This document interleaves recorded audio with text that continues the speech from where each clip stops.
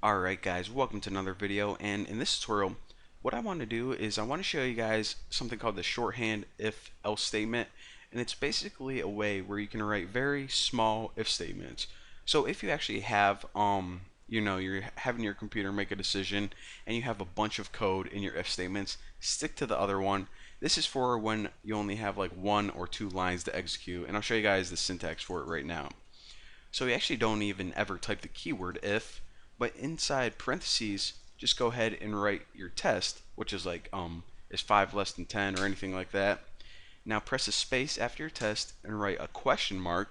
So it's pretty much, you can read it as a question. Now after your question mark, if it's true, then the true code executes. Else, pretty much in place of else, you use this colon. This is your false code. So this is a syntax for it. This isn't actual code. Test question mark, basically saying is 5 less than 10? If it is, do this. If it's not, do this. So let me go ahead and show you guys an example of when this is actually useful. So what we can do is we can say that we're making a computer game and we wanna distribute players on each team based on their name. We'll say if your last name begins with M or above, like mine does, Roberts, we'll put you on one team. If it's M or below, we'll split you up on another team. So of course we'll put char last, one second, got an itch, last name, and we'll just put 20 for the last name. Hopefully no one has a really long last name, and give them a little prompt. And of course we'll say something like enter your last name. New line. So of course what we can do is put scanf. And remember, since this is indeed not just one character, we actually need to put scan in a string. So %s, and that string is going to be stored in last name. So remember, a string and a character array are basically the same thing. A string is a list of characters. Simple enough. So whenever we're scanning in a string, such as last name, we use %s, and also take note that it doesn't use the ampersand, because it has arrays pretty much have a built-in ampersand, and I'll talk to you guys about pointers later on. But anyways, what we did now is we got the last name, which is going to be in my case Roberts, stored in this array or string, whatever you want to call it. It's actually the same thing. So now what we can do is use that syntax of what are we testing for first. And let me actually just type that out so you guys know what's going on. So this is our test. This is the code that's going to execute when true. And this is the code that's going to execute if our test is false. So the test is just testing for the first character in their name. In my case, it would return R for Roberts. So how do we get that first character? Well, remember, to access individual items in that list, you type the name of the array or list and you write 0, because remember I told you in programming every list begins with 0. That's just, I don't know, that's how it is. So 0 is going to return R, 1 would return O, 2 would return B, so on and so forth. So this is going to be R, and we'll say is R less than M. So I don't know if you guys knew this, but you can test characters just like you can numbers. So of course like A and B would be less than C, D would be greater than B, and so on and so forth. But one thing I want to point out is there is a difference between uppercase and lowercase.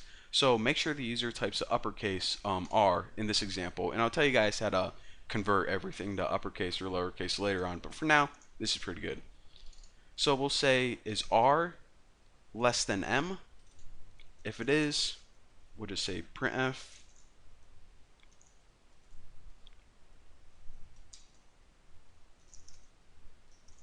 you're on the blue team, and you actually don't even want that semicolon right here, else you're on the red team. And let me put a space between those because it's kind of annoying me. So basically saying, okay, anyone whose name begins with something M, or excuse me, under M, which is A, B, C, D, all the way to M, then put them on the blue team. However, anyone else, put them on the red team. So run this, and I'm going to say, okay, enter your last name, Roberts. So you're pretty much going to hit enter. It's going to take that R from you, and check it out. My R is indeed greater than M, so it says, this blue team is only for less than M, so you are on the red team. And one other thing I want to point out one more time is make sure you don't have a semicolon after this. Whenever you have a shorthand if-else statement, like I said, it's not for a code where you're going to write like lines and lines of it. It's for one short code, one line here and one line here. Pretty sweet, and you can just read it just like a question. So this question mark is like, is the first character less than M? Oh, if so, do this. If not, do this. Reads like a freaking book. How easy is that? And let me actually go ahead and show you guys right now why I use it all the time. So you know how there's an instance where this is kind of confusing. Whenever you say I have 0 friends, I have 1 friend, I have 2 oops, forgot about that. So it says, okay, if you have 0 friends, then you say I have 0 friends. 1, you don't add the S. 2, you add the S again. And that's why I hate the English language, because it's kind of confusing. So you need a special instance to say, okay, whenever you just have 1 friend, you don't include the S, which is really probably confusing to like whenever anyone's trying to learn language, like babies or foreigners or anyone. So it's actually really easy to do in computer programming though. So let's make a variable called friends, and we'll set it equal to 87. And this is also a different way where you could use the if-else statement. It's actually a really cool shorthand one. I can't even type. So printf, and as the first part, we'll just put I have %d friends, and also, excuse me, just go I have %d friend. So again, if this is 1, then this is fine. However, if it's anything other than 1, then you can put %, and of course what this is going to be is S, because we're just gonna, I'll show you guys what we're doing later on. It could also be C, but you know, tomato tomato.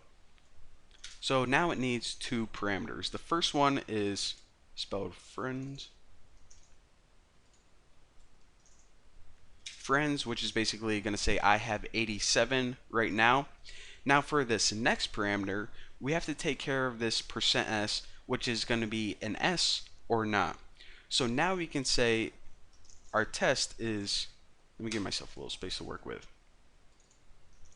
What we're testing for is this friends variable, and we want to test if it is not equal to 1. So that is our question that we're pretty much asking, and we'll say if it's anything other than 1, then just go ahead and use S as the string. Else, and you can just put a blank string. I don't even know if I told you guys that, but you can indeed have a blank string. And what this is pretty much going to mean is this. I have whatever number it is, friend, and then it's going to say, do I add the S or do I not? Well, in order to answer this question, here is your little shorthand if-else statement. And the test for this is, okay, is friends, the amount of friends, anything but 1? If it's not equal to 1, then add the S, and this is the case, 0, 2, 3, 4, 5, so on and so forth. However, if it is equal to 1, add nothing. So now we run this. I have 87 friends with a S, printing this out right here. Now if we change this to 1, I have 1 friend, because it said, okay, it's not equal to 1, that's false, and whenever it's false, run the else statement, which is nothing or empty. So this is actually what I use on my website. So you know, if you ever go to Bucky's room and it said, okay, Bucky has 1 friend, Bucky has 0 friends, or 87 friends, that's how I do it. So Now you guys know. There's my secret. Thank you guys for watching, and well, go check out my website.